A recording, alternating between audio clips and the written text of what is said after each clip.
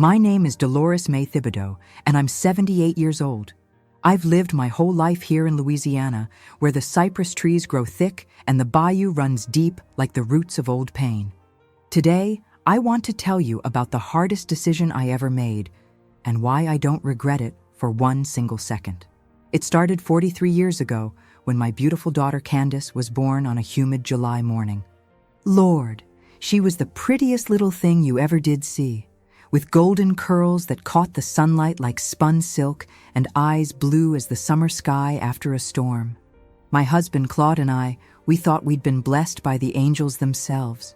We stood over that tiny crib in our little shotgun house, watching her sleep, and I swear I could feel my heart growing 3 sizes bigger.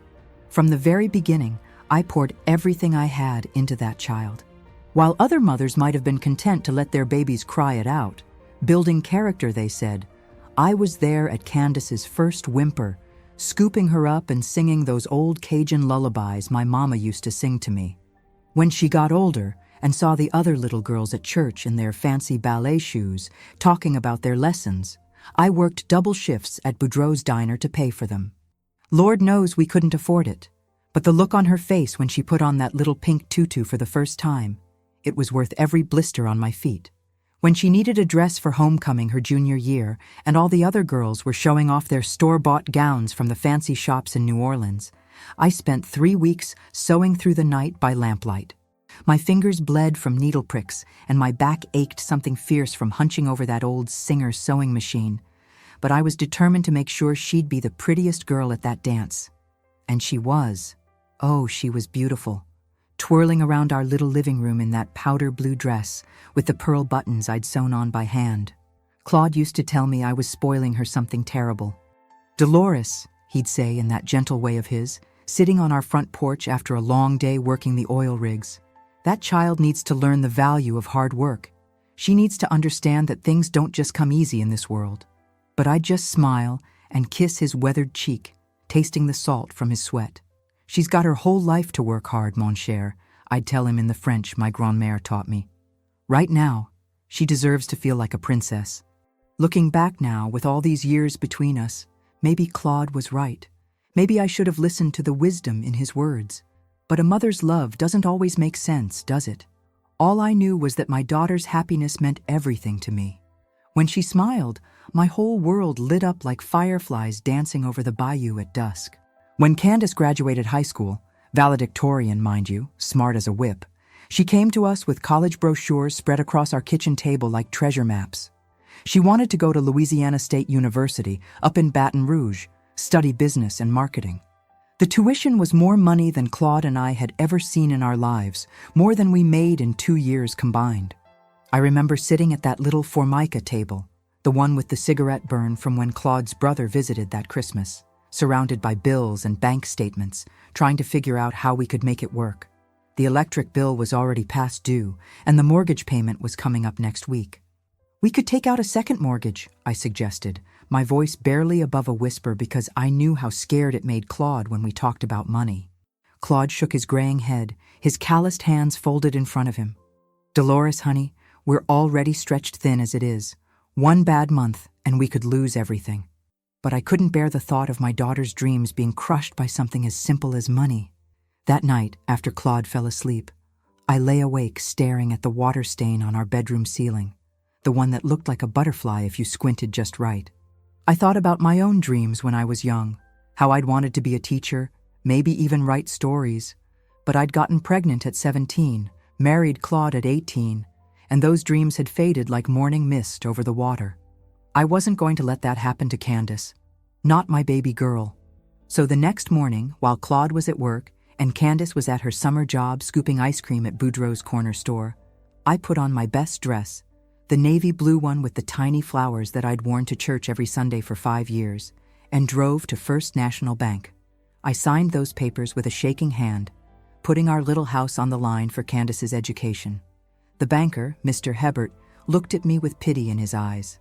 Mrs. Thibodeau, you understand what this means? If you can't make the payments? I understand, I said, though my voice cracked like old wood. My daughter's going to college. For 4 long years, I worked 3 jobs to keep us afloat. I cleaned houses before dawn, my knees raw from scrubbing floors, my hands cracked and bleeding from the harsh chemicals. Then I'd rush home, change into my uniform, and serve lunch at the diner, smiling at customers even when my feet were screaming in those cheap shoes.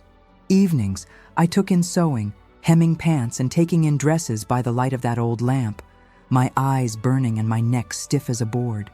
Some nights, I'd fall asleep right there at the kitchen table, my head on a pile of mending, and wake up with fabric prints pressed into my cheek. But every time I felt like giving up, like I couldn't take another step, I'd think about Candace's face when she talked about her classes, her professors, her bright future ahead. She'd call every Sunday, bubbling with excitement about her sorority, her internships, the boys she was dating. "Mama, you should see the library here. It's like a cathedral with all these books reaching up to the sky. And my economics professor, Dr. Guidry, he says I have real potential for graduate school." Those phone calls kept me going when my body wanted to quit. She graduated summa cum laude, and oh, how proud I was sitting in that enormous auditorium at LSU, watching my baby girl walk across that stage in her cap and gown. I'd borrowed a dress from my sister Evangeline because I'd worn holes in all of mine from working so hard. Claude squeezed my hand so tight I thought he might break my fingers, and whispered through his tears, "You did good, Dolores. Real good." After college, Candace got a job in marketing for some big company in New Orleans. She moved into a fancy apartment in the French Quarter, one of those places with the wrought iron balconies and brick walls. When she brought her first serious boyfriend home to meet us, Derek, with his perfect teeth and expensive cologne, he took one look at our modest little house with its peeling paint and sagging porch, and I saw the way his nose wrinkled up, like he smelled something bad. "Mama," Candace whispered to me in the kitchen while I was making coffee in my old percolator, the one with the dent from when I dropped it that time. "Could you maybe not mention that you clean houses when you talk to Derek? It's just, well, he comes from a different kind of family. His father's a lawyer, and his mother volunteers at the country club." My heart squeezed tight like someone was wringing it out like a dish rag, but I nodded. If it would make my daughter happy, I'd keep my mouth shut about the honest work that had paid for her fancy education, the work that had calloused my hands and bent my back. As the years went by, Candace's visits became less and less frequent.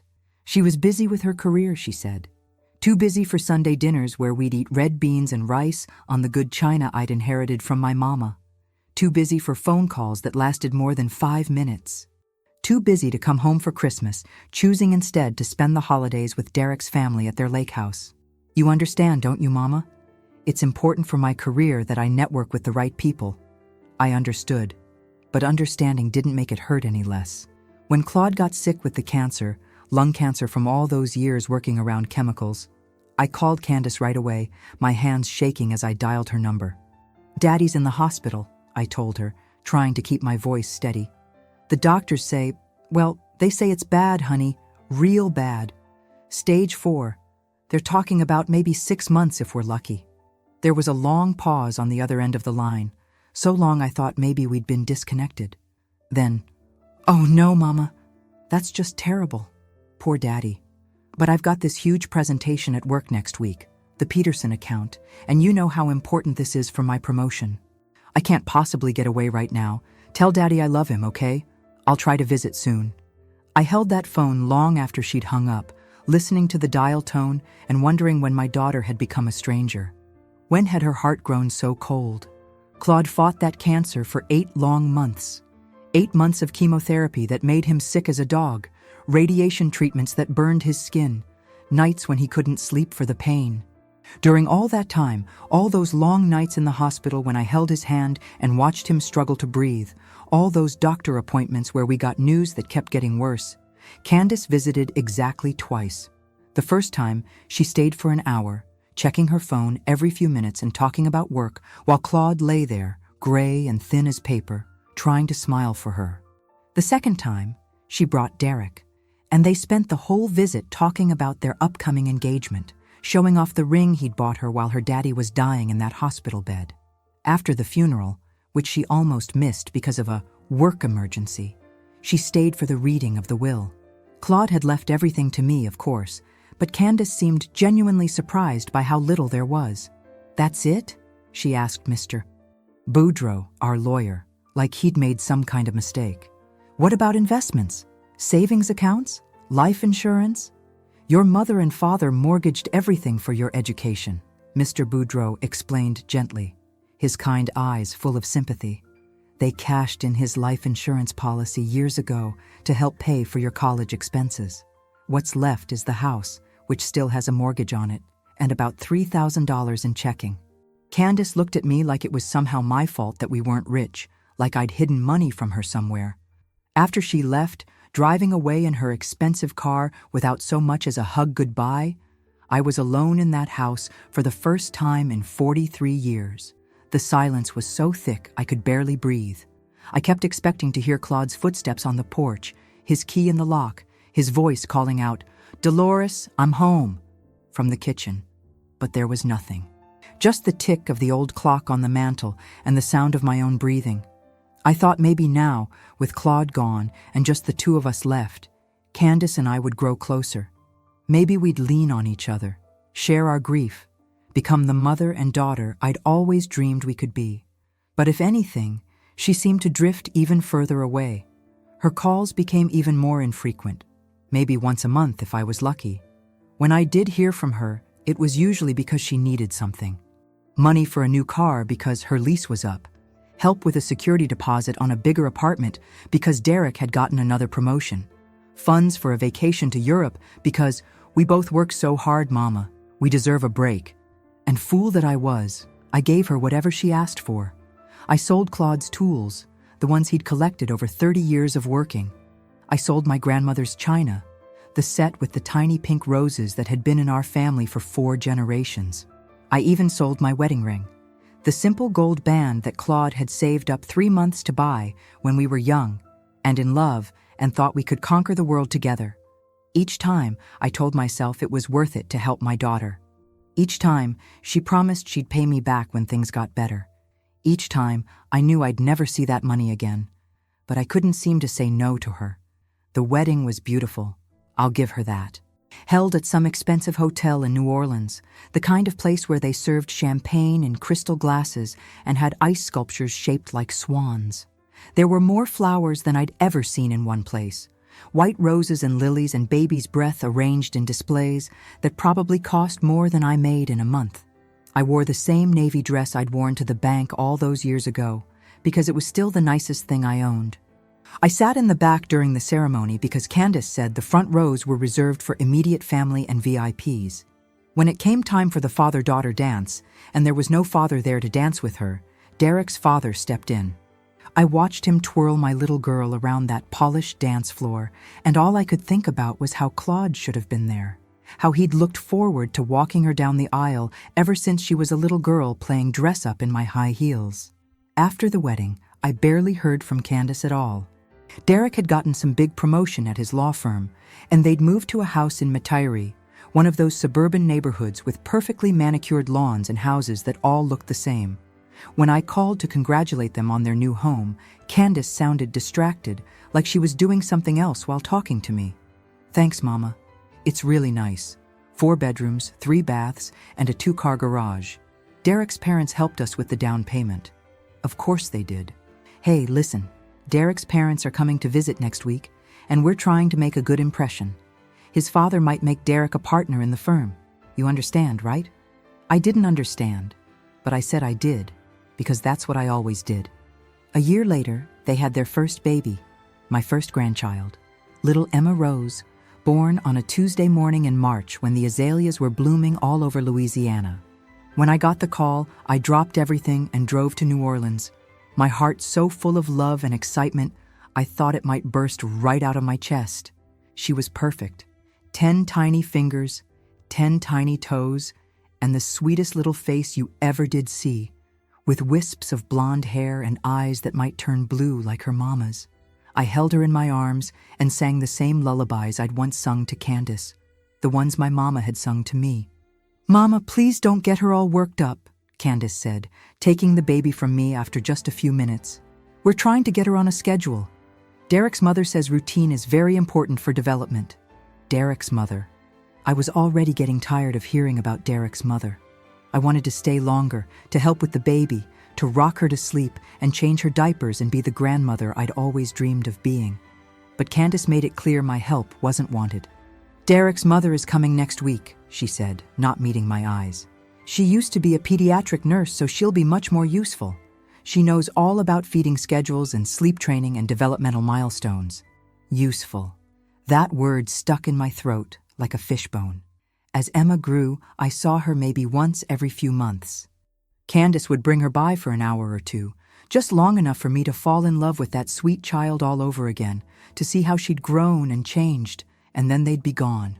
Emma would reach for me with her chubby little arms, babbling, "Gamma, Gamma," and my heart would soar, but then Candace would scoop her up.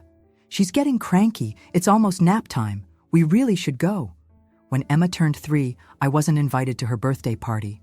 I found out about it when I saw pictures on something called Facebook that my neighbor Mrs. Guidry showed me.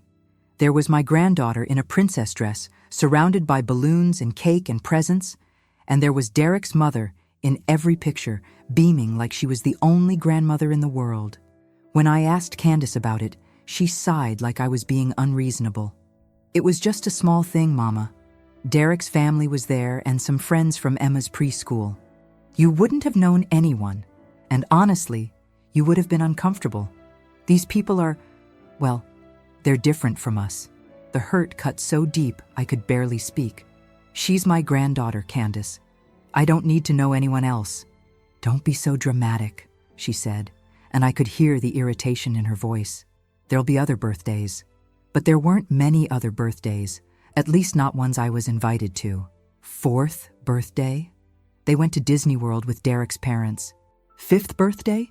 A big party at Chuck E. Cheese, but somehow my invitation got lost in the mail. As I got older, my arthritis got worse. Some mornings, I could barely get out of bed. My joints were so stiff and painful. My knees, worn out from years of scrubbing floors, ached constantly.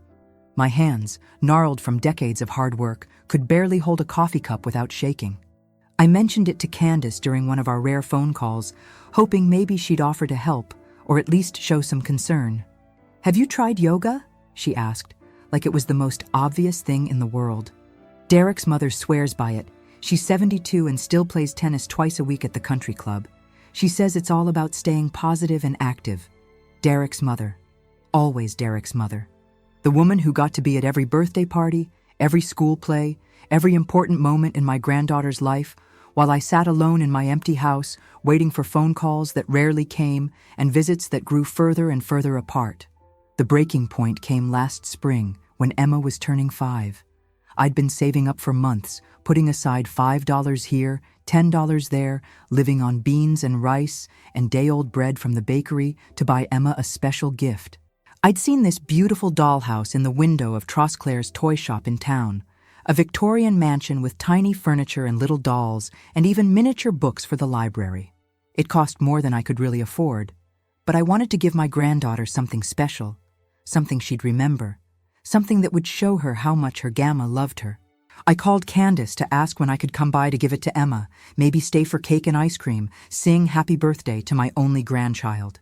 "Actually, Mama, we're having the party at Derek's parents' house this year. They have that big backyard with the swimming pool, and we hired an entertainment company. They're bringing a princess performer and a petting zoo. It's going to be quite elegant, very upscale. I'm not sure your gift would really fit with the theme we're going for." My gift. Like it was something shameful, something embarrassing. "Candace," I said quietly, my voice barely above a whisper, "I'm her grandmother. I raised you. I put you through college. I gave you everything I had, worked myself to the bone, and I never asked for anything in return except to be part of your life, part of Emma's life." There was a long silence on the other end. Then Candace laughed. Actually laughed, like I'd told her the funniest joke in the world. "Oh, Mama, don't be so dramatic. You always do this. Make everything about you. You act like you're some kind of saint, like you sacrificed everything for me. You did what any mother would do.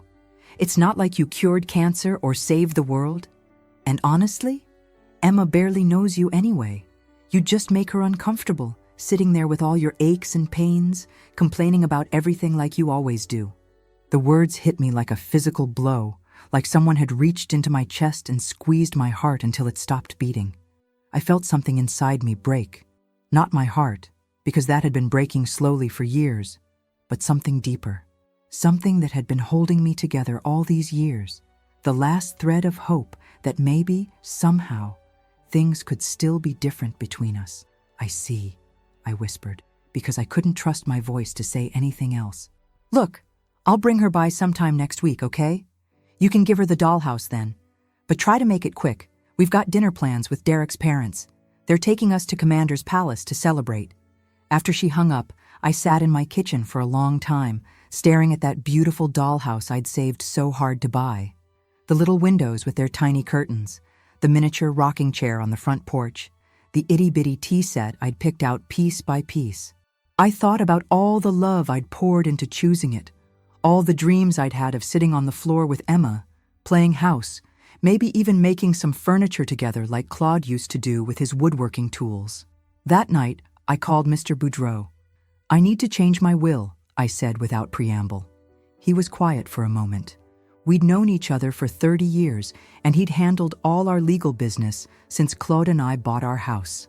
Are you sure about this, Mrs. Thibodeau? This is a big decision. Maybe you should take some time to think about it. I've had 43 years to think about it, I said. I've never been more sure of anything in my life. It took a few weeks to get everything in order, to make sure all the paperwork was correct and legal. During that time, Candace called exactly once to cancel bringing Emma by because Derek's mother was taking them all to some fancy restaurant instead, the kind where you need reservations months in advance, and they serve portions so small you need a magnifying glass to see them. I didn't bother to tell her about the changes I was making. What would have been the point? Last month, I had a heart attack. Nothing too serious, the doctor said, but serious enough to land me in the hospital for a week while they ran tests and adjusted medications and made sure I wasn't going to keel over in the parking lot. When I got home, weak and shaky but alive, there were 17 messages on my answering machine from people in town asking how I was doing, offering to bring me groceries or sit with me or drive me to doctor appointments. Mrs. Guidry had been watering my plants. Father Boudreau from St. Mary's had stopped by twice to check on me. Even the mailman, young Jimmy Thibodeau, no relation, despite the name, had left a card saying he'd been worried when my mail started piling up. There was one message from Candace, left 3 days after I'd gotten home. Mama, I heard you were in the hospital. Why didn't you call me? You know I would have come if you'd called. Anyway, I hope you're feeling better. Emma's starting kindergarten next week. Can you believe how fast she's growing up? Derek's parents are so excited. They bought her the most adorable little backpack with butterflies on it, and they're planning to volunteer in her classroom. They're such wonderful grandparents. Derek's parents again. Always Derek's parents.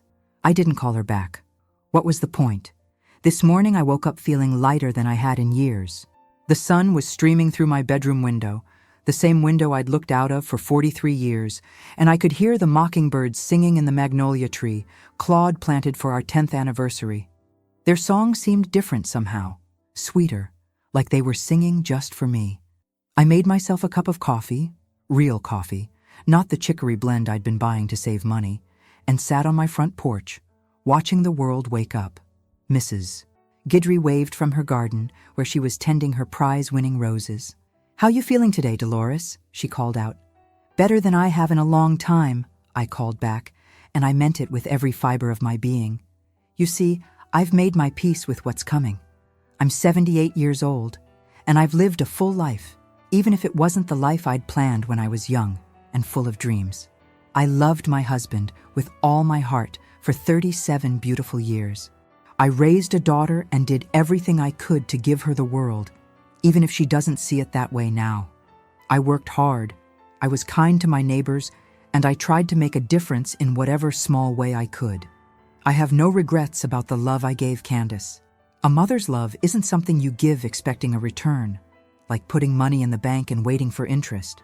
You give it because you can't help but give it, because that's what love is. But I also have no regrets about the decision I made in Mr. Boudreau's office that day. When I pass on, and I know it won't be long now, I can feel it in my bones like the weather. Everything I have will go to the Children's Hospital of New Orleans. It's not much, just this little house and whatever's left in my savings account, after all these years of helping Candace chase her dreams. But maybe it'll help some sick child get the treatment they need. Maybe it'll bring comfort to some family going through the hardest time of their lives, sitting in those uncomfortable hospital chairs, praying for miracles. I thought about leaving Candace a letter, explaining my decision, trying to make her understand. But what would I say? That she broke my heart into a million pieces? That she made me feel like my love was a burden instead of a gift? That she chose status and appearances over the woman who sacrificed everything for her happiness? No. Some things are better left unsaid. Some wounds are too deep for words to heal. Instead, I've been writing letters to Emma. Dozens of them, stored in a box in my bedroom closet. Letters she'll get when she turns 18 if she wants them. I tell her about her grandfather Claude and how he used to make the most beautiful birdhouses you ever did see. Each one painted a different color and hung in our backyard like a rainbow of homes for the sparrows and wrens. I tell her about the bayou where I grew up and how the fireflies used to dance over the water on summer nights like tiny lanterns floating in the darkness. I tell her about her mother as a little girl, before life made her hard and cold. How she used to catch lightning bugs in mason jars and make wishes on dandelions. How she'd sit in my lap while I read her stories about princesses and dragons and happily ever after. How she'd help me make biscuits on Sunday mornings, her little hands covered in flour, her face serious with concentration as she cut out perfect circles with the rim of a glass. Most of all, I tell her about love. Real love.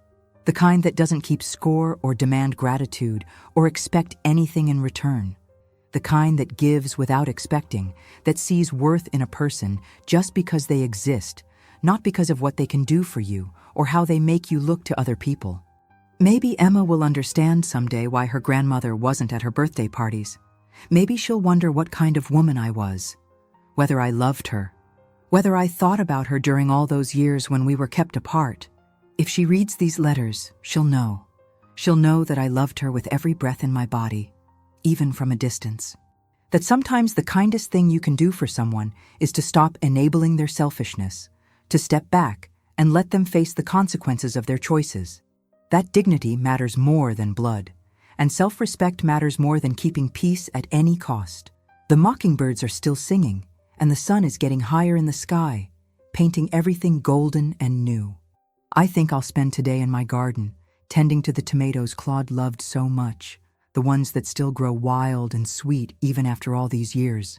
Tonight, I'll sit on this porch and watch the stars come out, and I'll feel grateful for this quiet contentment I've found. I'm not angry anymore. Anger is too heavy a burden for these old shoulders to carry. Instead, I feel something I haven't felt in years: peace. The deep, abiding peace that comes from knowing you've finally learned to value yourself as much as you value others. Candace will probably be shocked when she finds out about the will. She'll probably be hurt and angry and feel betrayed. She might even tell people what a terrible, ungrateful mother I was, how spiteful and vindictive. Let her. The opinion of someone who could mock their own mother's love, who could dismiss a lifetime of sacrifice with a laugh, means nothing to me now. The children at that hospital won't know my name. They won't send me thank you cards or visit me on holidays or call me Gamma. But maybe, just maybe, some little boy will get the surgery he needs because of the money I'm leaving behind. Maybe some little girl will have a few more days with her family because they can afford the treatment that might save her life. That's a legacy I can be proud of. That's love that matters. Love that heals instead of hurts. Love that gives without asking for anything in return. And maybe someday, when Emma is old enough to understand the complicated mess that adults make of love and family and forgiveness, she'll read these letters and know that she had a grandmother who loved her truly, deeply, completely, even from a distance. That's enough for me. That's more than enough. The sun is warm on my face, and the mockingbirds are singing their hearts out like they're performing just for me. I'm exactly where I'm supposed to be, doing exactly what I'm supposed to do. For the first time in years, I'm not waiting for anyone to call, not hoping for anyone to visit, not trying to earn anyone's love or approval. I already have everything I need, right here in this moment, on this porch, in this heart that finally learned its own worth. And that, dear ones, is the most beautiful ending I could ever ask for.